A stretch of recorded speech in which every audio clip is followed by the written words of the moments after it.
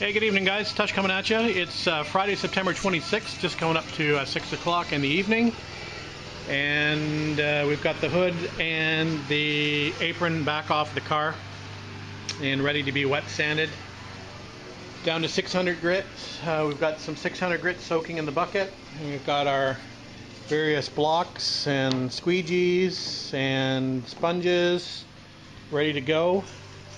And so what the plan is, we're going to sand this down to 600 grit wet in preparation for paint and our repaint and clear tomorrow.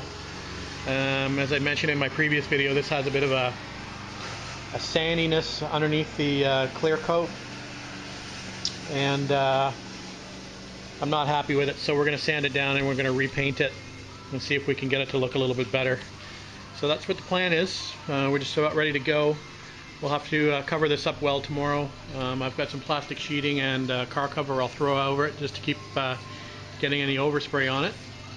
So that's the plan for this evening, is a bunch of wet sanding, and then hopefully the weather will stay as planned for tomorrow. It's supposed to be a nice day tomorrow, so it'll be a good day to spray. One of probably the last days of the of this year that I'll be able to spray, so we got to get this done. So without further ado, I'll drop the camera and pick up the sandpaper and we'll start sanding. Alright guys. Hey, good morning guys. Tush coming back at you. It's now Saturday morning, 8:42. Looks like we're in for a nice day today. So a good day to paint these. I did the start of the sanding last night and we got her down pretty good. There's still a few little shiny spots that we need to attend to. So we're going to drag these probably out in the sun today. Still got to fix this little chip here. And a few more little areas of sanding on this piece, and then we'll be ready to paint. So hopefully it'll be warm enough, probably early afternoon once these are ready and dry, that we can get a couple coats of paint and a couple coats of clear on these. Alright guys, we'll bring you back later on. Hey guys, just coming up to 11:15 and we're ready to go on the hood. It's been wiped down with grease and wax remover and alcohol, so everything looks good there, no shiny spots on it. So I think we're ready to go ahead and paint this. I think what we'll do is we'll paint them separately. I'll be able to concentrate a little bit better that way. So we'll get the hood out of the way first. We'll get it painted and clear coated, then we'll concentrate back on the valance. Alright guys, see you in a bit. Hey guys, Tush coming at you. This is under the car chat versus cab chat. So I've started a new series. Anyway, we're looking at changing the pinion seal on the differential in the TR3A today. This would have been easier with the body off, but I knew that I'd have to get in here at some point. I didn't have the seal, so what I did was I left the drive shaft off in preparation to change that seal out once I got it.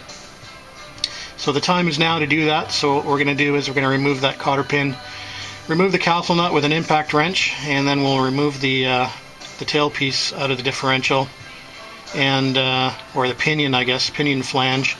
And we'll replace the seal in there. Hopefully that goes fairly easily. I have a seal removal tool, so we'll see how effective that is.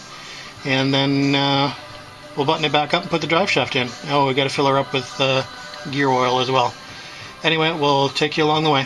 Alright, cotter pin's out guys, and incidentally, it is a 1 1/8 inch socket that fits on that nut, just for interest's sake. So we got the air gun under here. We're gonna get that nut off. No point in counting turns on this nut. It's got to be torqued back to 100 foot-pounds. So we're gonna have to figure out how to do that afterwards. We'll probably have to put some sort of bar in there to keep the diff from turning. We'll slam the brakes on, put it in gear. I don't think that's gonna be enough to hold it though. Anyway, we'll do that first, and then if not, we'll throw a bar in there or something like that, or we'll bolt something in the axle flange or in the diff flange to keep it from turning. Alright guys. Okay guys, we got the castle nut off, and we've got the pinion flange off. So we're looking to replace that seal right there. So we'll go up and we'll grab our seal puller and see if we can get that seal out without too much hassle. Alright guys, back. Okay guys, we got our seal puller tool. There's what she looks like. And we're going to get up there and see if we can get that seal out with this little hooked beak type tool. Alright guys. Guys, there's the seal popped out. It's in there pretty well actually. It required me to move around to the other side of the car and use my good arm. to get some leverage on it. So she's out. We'll get her out the rest of the way, and we'll replace the seal. We're going to check for some wear on the pinion flange. Looks okay after first inspection. There are speedy sleeves available for them if need be, but I don't think I'm going to need one, so that's the good news. Anyway, we'll get that out, we'll clean that up a little bit, and we'll reinstall the new seal, which is right there. Just a quick shot, guys, of the pinion bearing. You just want to give it a quick inspection. That looks okay. And the bearing seal surface looks like it's pretty good, so we're good to go. We'll throw the new seal back in there. Alright, guys. Okay, guys, there's the new seal in place, tapped in with, I don't know if you can see that. I got my largest socket, and I use the old bearing to tap that into place. So there you go. So we'll go and get the pinion flange, and we'll refit that. We'll clean it up a little bit, we'll refit it, and we'll torque that to 100 pounds, probably 90 foot-pounds, and then we'll get a new cotter pin for it. Alright, guys.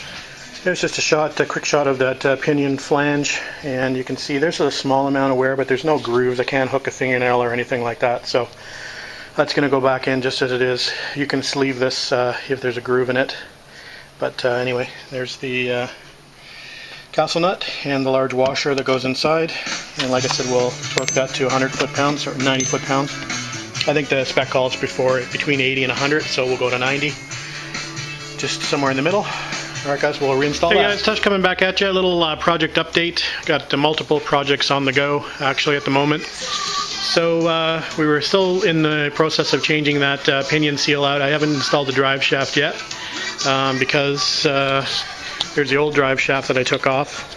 The reason I took this one off is this collar I couldn't get to lock, so I actually had another drive shaft available. So what I did is I just cleaned it up a little bit, checked the U-joints, and we've got it in the process of being painted back here. So yeah, that looks a little bit better. So that'll be going on the car soon. It's just drying up on its last coat, so we got that going. We also had another paint project on this hood. I don't know if you recall. So this has been resprayed. It's just out here doing its final drying. It looks like it came out not too bad. I do have a run as usual. It's not in a very good spot actually. It's going to be a bit to get out. But the rest of the hood looks pretty good. I had a hell of a time spraying this hood, and I've got quite a big story to tell about it. It took me, I sanded it down twice back to base coat. And what was happening is, no matter how well I cleaned it, Windex, rubbing alcohol, silicone remover, grease and wax remover, it didn't matter. As soon as I sprayed the base coat on top of the sanded 600 grit base coat, it would just go like little pimples. So obviously it was having a reaction to the surface. So anyway, I ended up having to sand it down, reprime it, and I probably could have used a little sealer on it as well. Anyway, we resprayed it. It's not bad now, but it was a hell of a chore to get to this point. It's sort of a bummer about the run, but like I said, I'll do my best to get it out. It is in a little bit difficult spot over here, just because of the angle of the hood. Anyway, so we got that going on. I did manage to spray the vent flap that I was sort of waiting on, so that's all sprayed and cleared. So that looks okay. Other than that, that's pretty much about it. So I think what we're going to do is we're going to try to put the drive shaft on the car pretty soon. Like I said, I've got the bolts and nuts out there, and the wrench is ready to go. So I think what we'll do is we'll get back under the car and we'll start getting that drive shaft back in place. I did to spray the front apron as well, resprayed the front apron. I'm not sure if I took a video of that or not. And traditionally I got one run in that one as well, so that one's not in too bad of a spot, so I should be able to get that one out no problem. Anyway, we'll see how we do with this hood. It's going on the car regardless of how it turns out after it's wet sanded. I got to get the car assembled. I've already painted this, taken it off once because of that sort of grainy texture to it below the clear coat. So Anyway, we're going to live with whatever this turns out to be at the end of the wet sanding, and we'll stripe it. We'll live with it for a bit. If it bugs me, then I will repaint it some point next year. But we got to get this car back together. Anyway, so that's it for now, guys. We'll get under the car, get the drive shaft on, and we'll report back later. Alright guys, we're back under the car, and we're taking a look at the pinion with the cotter pin in. And we've got the drive shaft just hanging in its spot. So we're going to move that up and we'll bolt it up. We've got new nylocks for it, grade 8 nylocks. And we've got the proper bolts for it. So we'll bolt that up, and then we'll move in the inside of the car and we'll bolt it up to the transmission. Alright guys. Alright, the rear of the drive shaft is hooked up to the pinion. And you can see our nice new seal there, which looks good. We'll have to see if it leaks once I put gear oil in it.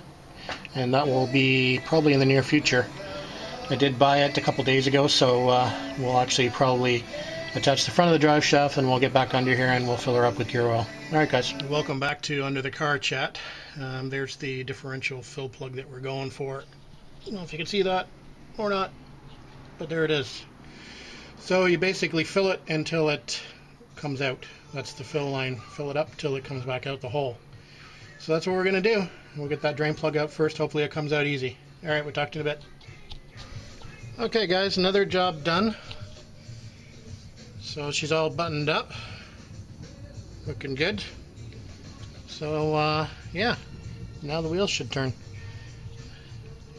Those things are great. Anybody that's in Canada, they're on sale at Canadian Tire right now for I think $5.99 with the batteries included. And they're magnetic and they've got a hook on them. And they're actually perfect for working under the car. I think they're normally 14 bucks or $14.99. They're like 60 something % off. So anyway, I'd go get a couple more of those. They're great. Anyway, that's it for now, guys.